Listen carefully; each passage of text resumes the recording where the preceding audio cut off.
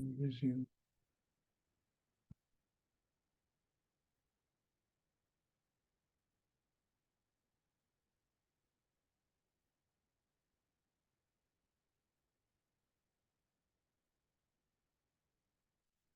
Assalamu alaikum, everyone. Thanks for joining. So I just wanted to put together a quick few slides. I know a few people asked me, and it's something I've done myself and researched with a few brothers last year as well. So I thought, yeah, I'll put a few slides together before the end of the tax year in the next few days. So just an important point that, I'm not a registered financial advisor or anything. So in this case, all I'm giving you is like the basics 101 on investing and the options that we have available. And then, as you know, the different tools we have available. And then the Islamic side of that as well, obviously. So not just covering the SIP and the pension, but how we can make it Islamic, or try and do it as Islamically and as in a halal way as possible as well. Okay. So why should I do it? Why should I invest? So we look at the mainly it's because of the tax benefits and making ourselves secure for the future. So and there's three different investment schemes that I'm going to cover in here. The first one is the ISA. So these are UK government schemes. The first one is the ISA, individual savings account, I think, in which we can invest 20k annually. So from once you've taken your salary, and then you can put in 20k annually. In a junior ISA, so for children, you can invest 9,000 annually, and then any profit in here is tax free. So whatever profit these schemes make is going to be tax free. And for our case, to make sure it's halal, we're only going to cover stocks and shares ISA. So there's interest only ISAs as well that give you 0.5% every year or whatever. But they wouldn't be halal, so we wouldn't cover them. So in terms of our ISA that we'd cover, it'd be investing in a stocks and shares scheme afterwards. There's also a lifetime ISA. I think this is quite new. This is available for 18 to 39-year-olds. And you can pay into here until you're 50, but you have to basically open it up before you're 40. And you can put into here 4,000 annually, and the government will add 25%. So whatever you put in, the government will add 25%. The thing with the lifetime ISA is you can only use it for two purposes, either for your first home, to purchase your first home, or you can start using it later on when you're 60 plus, so not before that. And the final one, which is a self-invested pension plan, a SIP, which is a pension basically. In this, you can invest up to 60k annually. So you can do a lot more in this one. There is a benefit. So if your employer, for example, pays into a SIP, then they'll match your contributions, up to a certain percentage. So, whatever you put in, they'll put in as well. So that will be, free money going into your scheme there.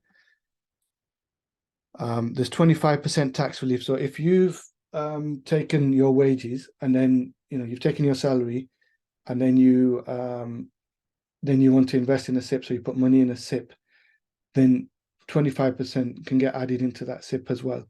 If you pay into a SIP straight through a limited company, then limited company, you haven't paid any tax on that money. Then that money you wouldn't get the tax relief on. So for example, if you had a limited company, you would pay yourself a salary and you would pay into a pension, so you could pay up to 60,000 into that pension straight through your limited company. If you was to take money out, if you was a normal employee with a normal company, normal business, and you got paid a salary and then you paid into a SIP, then you would, the tax that you paid on your salary, you would get that back into your SIP. So you'd get that tax relief. It's 25%. If you're a 40% taxpayer, it would be more. With a SIP, you wouldn't be able to take the money out. It goes in, it's for your pension, that's what it is. But I think it's 5 years before retirement age, you can take a tax-free lump sum of 25% of that pension scheme. So if, for example, you're children at that point were entering university, or looking to purchase a new house or something like that, it would be useful depending on when the retirement age is. So they're the three like main schemes that you could invest in, or you could put money in. Once you put money into these schemes, you would then put the money into stocks and shares or funds. Any profit that gets made in that would be tax free. Okay, but so that's that. So if we look at it long term, so why would we invest in these funds? If we look at it long term, then the stock market would always go up.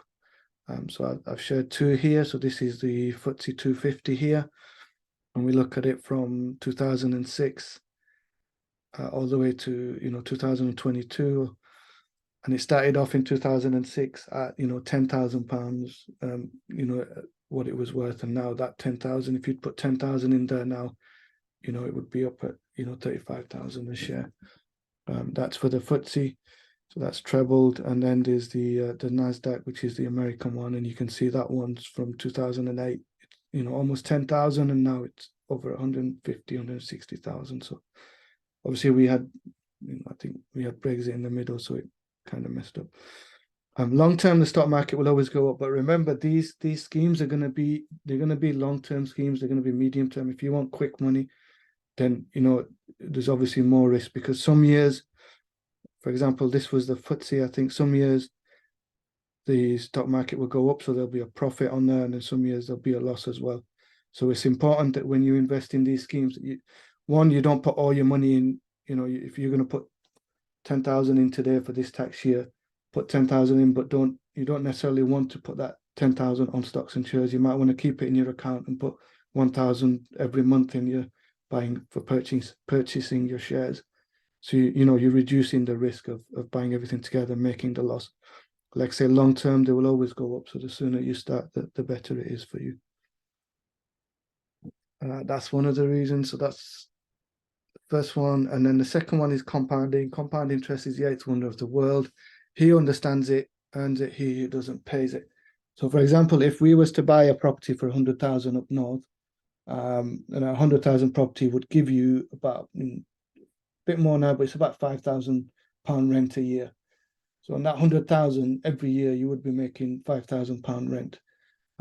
So 100,000 first year you'd make 5,000, second year you'd make 5, third year you'd make 5, so 15. If you then if you took compounding into consideration, compounding is you take your 100,000. On the first year you make 5% profit, 105,000, or you make 5. On the second year you'll make profit, 5% profit on that 5% as well. And in the third year you'll make 5% profit on the 100,000, the 5% profit in the first year, and the 5 and 5,200, I think it is, in the second year. So you 10,200 in the third year, you'll be making 5% profit on that. And the other thing with these schemes is the sooner you start, the better. So here you've got a table here. You've got Jack, who invested 21,600 over 9 years. So he started at 21. He put 2,400 in every year, and then he left that pot alone. And it starts making money. I think the return on this, on the power of compound, we'll assume 5%. It doesn't actually say on here. I should have checked that. But by the time he's 68, so by the time you get to pension age, that 21,600 has become 2 million, 2.5 million almost. And then we have someone else who started investing same amount, 2,400, but over 38 years they invested £91,000, but the return was 1.4 million. So again, the thing is with compounding, the sooner you can invest, the better. And compounding, it will help increase your, secure your future for later on, and increase that profit. Basically, rather than just making 5% every year, I know it's called interest, but the way the stocks and shares, it's profit, but basically the profit that you make one year, you make that 8% next year. So every year these funds tend to make, between 5 and 8%, depending on which ones you're investing in long term. when you invest in these funds as well, they normally give dividends as well. So every year that you'll have dividends, or annually, or every 6 months. Um, and the other thing you're doing is you're protecting yourself against inflation. If you put 100,000 or 10,000 into your bank account, and you look at the price of bread now, and you look at the price of bread in 10 years, that £10,000 not going to get you far. If you keep that money in your bank in 10 years' time, it's not going to get you far. You look at the car prices, how they've, gone up. You'd get a super mini for about 15,000, and now they're 28, 30,000. So keeping money in your bank, one, I think banks pay interest as well, which is not technically, which wouldn't be halal. But you're protecting yourself against inflation. So that money, putting it in a fund that would, inshallah, hopefully increase, you protect yourself against losing out that way as well. Okay, so how would we reduce the risk? There's a couple of ways we want to reduce the risk. So when you invest in the stock market, rather than choosing individual stocks, which you can do, and you can research and choose individual stocks. If you put a lot of money in a stock, for example, Microsoft, and you put 10,000 in there, and all of a sudden they go bust, or you had Enron a few years ago, people put money in that, and then the companies go bust, you lose all your money basically. So what you want to do, maybe the sensible thing you want to consider, is investing in funds. So what funds do is they diversify the portfolio. So rather than investing just in one stock, they'll invest in 200-300 stocks across the stock market. We said overall the stock market goes up. So you cover a large range of options. So you cover different currencies. So not just, if we invested in the pound versus the dollar's made a lot more, obviously. So you invest in different currencies, you invest in different markets, different countries, you do tech, you do health. So these funds tend to spread that out. So that kind of reduces the risk. Sorry, I think this has jumped forward a bit. Back to that. Yeah, so that's what we want to do.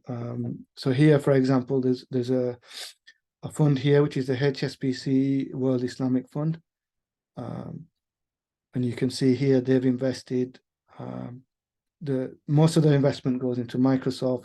Then they've got Adobe, Salesforce, AMD, they've got Tesla in there, and then they have Shell. So you can see then the countries that you're diversifying your portfolio. Basically, you're spreading your risk. So if one goes down, then all the others are still there. I think Microsoft had a good year last year because of the AI, and all that's happened with OpenAI. So the Islamic funds have done actually quite well last year, because most of them seem to invest in Microsoft Core. So that's that. What does it cost if you want to do investing? So the first thing you have is the broker's fee. So you have to have a broker somewhere where you put who runs your SIP for you. They look after your SIP. They will buy your stocks for you. They will look after them. They will make sure you're on the right side. They tell you how much you're allowed to invest per year and those kind of things. So they check that. So there's a broker's fees. Now there's two ways broker's fees work. One is percentage based. So for example, if I have a look at Wahid, and say I want to invest £10,000 in Wahid, so they say that they have an annual fee which is 1% per year. So they charge you £100 a year for that £10,000. If you was to invest with them 30,000, you would be paying £300 a year for them to look after your portfolio. And then the second bit to that is then the fund fees. So the funds that you invest in, so you choose which you can look at the different funds, and they have different costs. And then they're always going to be percentage based anyway. So 0.4%. So that's that. Now there's other ones that you can invest in. For example,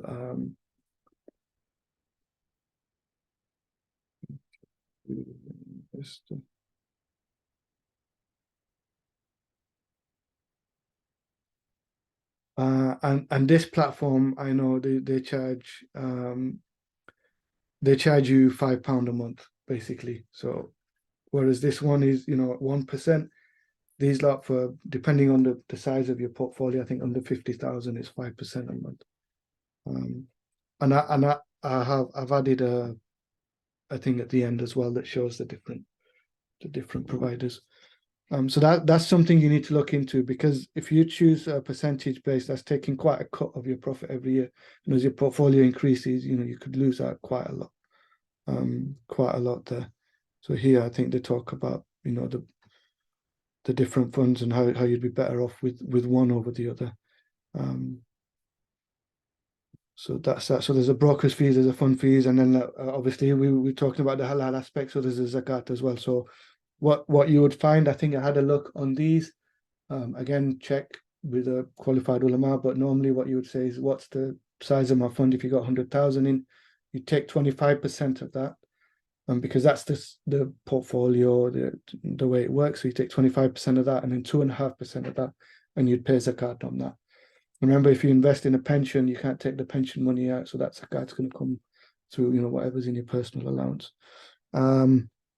With the ISA, whatever profit you make, you can take that out whenever you want.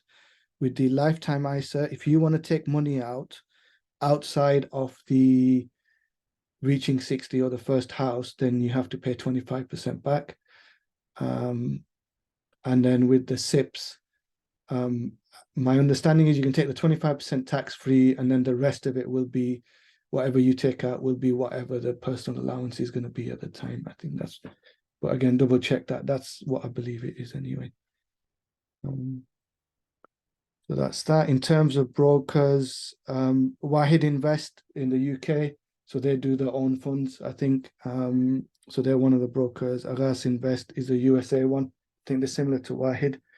And then UK government actually does a Nest scheme as well, which I had a quick look here at the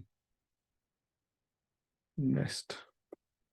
So yeah, if your employer, if you want to do one and you don't know who to go with, there's a Nest Sharia fund. But that's in 5 years. That's almost doubled. It's gotten better than the rest of them. There's ethical ones and things like that. So the UK government, I don't know whether they're the broker or Nest is a broker, but you can invest in the Nest Sharia fund, which is a simple pension one as well. Jump back onto this one. Yeah, we're on brokers. Yeah, UK government. Or then there's these other platforms that you can use. So there's Invest Engine. Not really looked at the details on here. Can't buy shares. Free trade isn't, and then there's these bigger ones: Interactive Investor, AJ Bell. So you can see here, AJ Bell, Hargreaves, Lansdowne, they do a percentage. Now, if you're not investing a lot, then that might work out better. And then there's the cost to do the trades as well. So that's £4 per trade there. I think they give you some of them might give you, so you can check, and they might give you like a free regular trade every month as well. And then there's Vanguard as well. So these are the different platforms that you would invest in. And then the next question is, okay, I've got a platform. What funds can I invest in? The other thing to note, not all platforms will be able to invest in all funds. But the halal funds, you have obviously Wahid Invest, Agaz Invest. And then if you search iShares Islamic, they have a number of funds. I think they have about 6 or 7 funds, halal ones that you can look into. HSBC, SCI Islamic funds. And then you can search for sukuks, which I think are property based and they're more Middle East type of funds. And then there's commodities like gold and things like that. Again, check with scholars, because I think gold, you have to actually physically own it. So you need to check that fund will actually be able to do that. That was the Nest one. If we talk about funds a little bit. So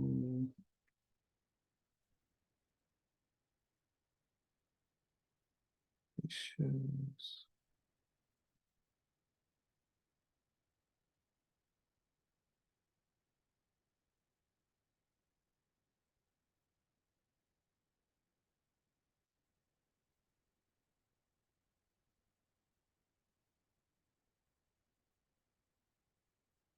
HSBC.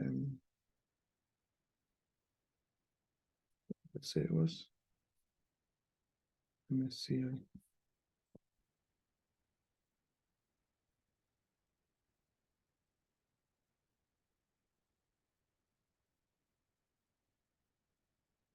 Well, this is a HSBC fund, so we can have a look at the funds here. You know, over 5 years, so it started off at 10, it's gone up to 15 over 5 years. News and analysis. I think if I look at the iShares Islamic,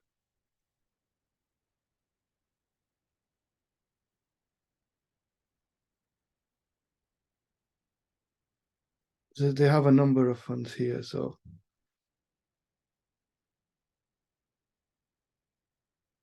key facts. So you can have a look at the key facts here. The expense ratio. We got left. We've got 5-10 minutes left. Just seeing if there's a thing on the cost of the fund. But this gives you the calendar year whether they've made a profit. So most years they made a profit. I think because they got Microsoft in there, they made quite a big profit there. You can see over 5 years what the return is.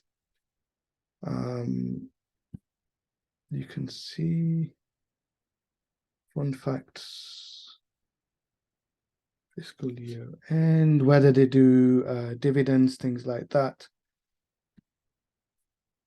Business involvement. So you can see if you go on to there's a holding, so you can see Microsoft, Tesla, the percentage they've got. So you can see that yourself as well. The brokers, and I think there's a cost. So this is one of them. For example, this was iShares, going to be HSBC. But you have to have a look because some of them do charge quite a lot.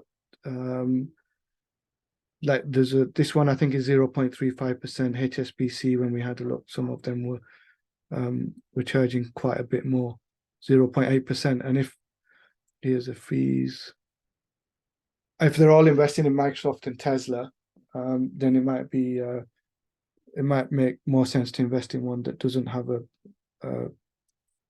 maximum fee. This is 0.35%. So you go. So it's not that much. And you can look at the performance. Again, you can look at the details, who the portfolio, who they're investing in. So what you would do, you would go onto your broker and you would say, okay, I want to invest in this fund, and I want to buy shares in this fund, and you'd buy them and just leave them for as long as you wanted, and it gives you a full breakdown and the allocation and things like that as well. They got a little less in Microsoft. I think the other one was almost 18%. This is 7%, but you can look at that and invest. So I think that's all from me. Is there any questions on the IFG create Islamic finance gurus? On these ones, I think with Wahid and I've not looked much into Islamic finance guru. I know with Wahid, I looked at it, and if you don't know much about it, or if you don't do the research, then you could go with Wahid. But it's it is expensive because they charge a percentage of 1% every year. That's quite expensive compared to if you went with, if you went with Interactive Investor, or I think Trading 212, these smaller ones, they charge a lot less. So if you know what funds you want to invest in, it makes more sense to find your own broker and just put the money into the fund that way.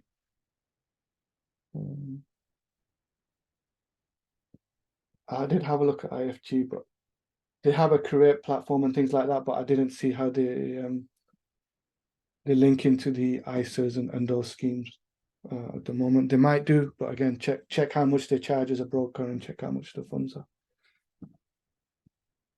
Any other questions? I think you can unmute yourselves and ask, I guess. We've got 5 minutes. Cool. Assalamu alaikum. Jazakallah for the presentation. Can you share some options where we can take benefit from compounding? some halal options in there? The funds Where they, themselves, so yeah. whatever fund you use, that will compound. So they accessible in the sense that they're liquid that we can, access the funds when we like, Yes. or are they locked? So you would sign up with a broker. So randomly, I'll pick AJ Bell, and you say, okay, I want to invest in the iShares fund. If the fund grows, basically, I think the way it works out, performance, annual return. I think this is a new fund because it's 25%, but normally the return is about 8% on a fund. So if you put 100,000 in the first year, it'd be worth 108. The second year, it'll be let me say 10%. So first year will be 110 you put in the first year will be 110,000. If you leave it in the second year and it makes 10% again, that 110,000 will then become, you'll make profit on 110,000. So you'll make 11,000 profit. So you'll be on 121,000. And then in the third year, you got 121,000 in your fund. It makes 10% profit. 10% on 12,000, 120,000 is 12,000. So you're at 132,000. You've not done anything. You put 100,000 in. So that's the way the compounding is working. It's just whatever the fund is making every year is being added on to the profit from the previous year as well. Does that make sense? Yeah. Yeah. Whereas Thank if for example you put 100,000 in a property, you make 10,000 rent. First year you make 10,000, second year you make 10,000, third year you're on 130. Whereas with the compounding you're on 132. But with the compounding, the longer you leave it running, the more it amplifies. And so again, I guess if you start your children's investment sooner with the 9K, it might work out better for them in the long run. Yeah, that's that one. Okay, thanks. The compounding is just to say invest as soon as you can. Basically, don't wait. The sooner you invest, the better. But again, if you put 10,000 in today, put 10,000 in the pot, but don't necessarily put 10,000 in the fund. Put 1,000 a month in, or 2,000 a month. Because if there's a drop next month, you'd lose on that whole 10,000. So you want to spread it throughout the year, and then again leave it long term.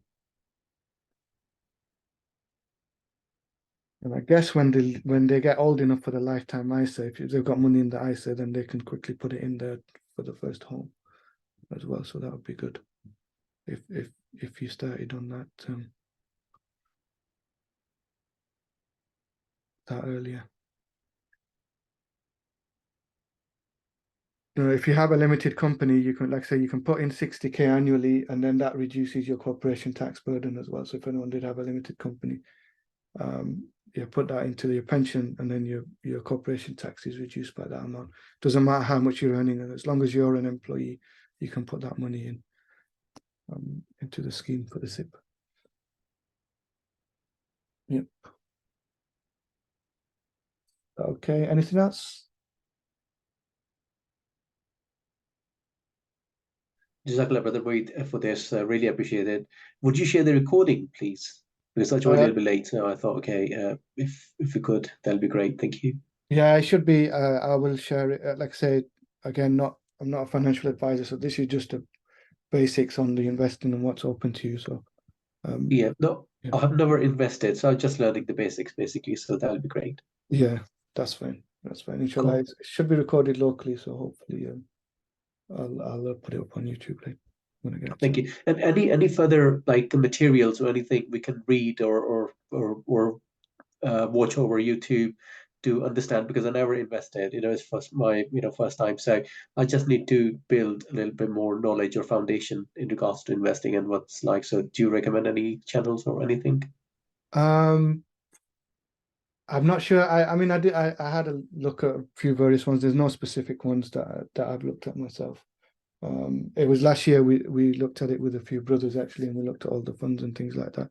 And then I put my money in last year. So this year I thought I'd put it together for everyone else as well. Exactly. Thank you. But I think they're the basics: ISA, lifetime ISA, SIP, broker, funds. Yeah. Okay, I think there's 1 minute left on the meeting as well, so probably good to end And thanks for joining. Like I say, I'll share the recording, inshallah. Inshallah. Thank you. Sure. Allah Thank you so Hafiz. much. Thanks. Assalamu alaikum.